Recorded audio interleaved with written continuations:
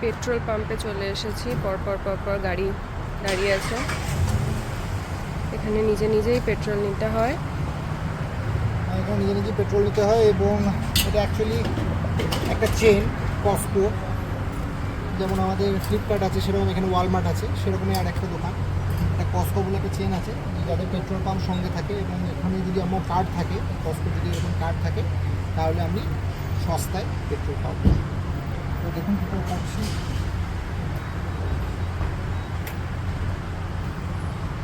আচ্ছা, এটা নিয়ে নিলাম, এর সাথে ক্রেডিট কার্ড দিয়ে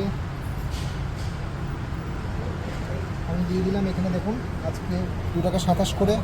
এখানে বলছে যে নজলটাকে এর করতে এবং কোন গ্যাসোলিনটা নেবে।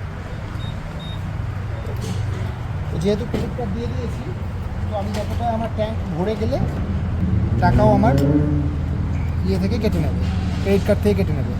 তো জাস্ট এরকম করে লাগিয়ে দিলাম, সেন্সার আছে, তেল ভর্তি হয়ে গেলে অটোমেটিক্যালি নজলটা বন্ধ হয়ে যাবে।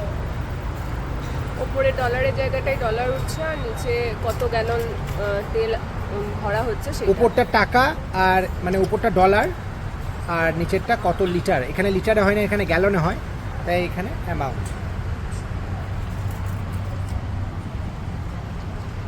বাকিরা যারা আরও তেল ভরতে আসছে তারা পরপর এরকম লাইনে দাঁড়িয়ে আছে। একজনের হবে, তারপরে এনারা এখানে পরপর আসবে। পেট্রোলের দাম একটু সস্তা আছে, ওই জন্য একটু ভিড়ও বেশি আছে। অনেক ভিড় বেশি। এখানে পার অন্যান্য দিন আজকে আছে $2.27, মানে $2.3 মতো আজকে দাম আছে পার গ্যালন। একটা গ্যালন মোটামুটি 3.8 লিটার।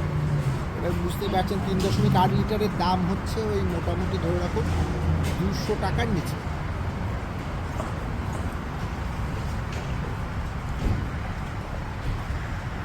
তো আমার এখন ভরা চলছে, আমার প্রায় 9 গ্যালনের মতো তেল ভরা হয়ে গেছে। আর তার টাকাটা এসেছে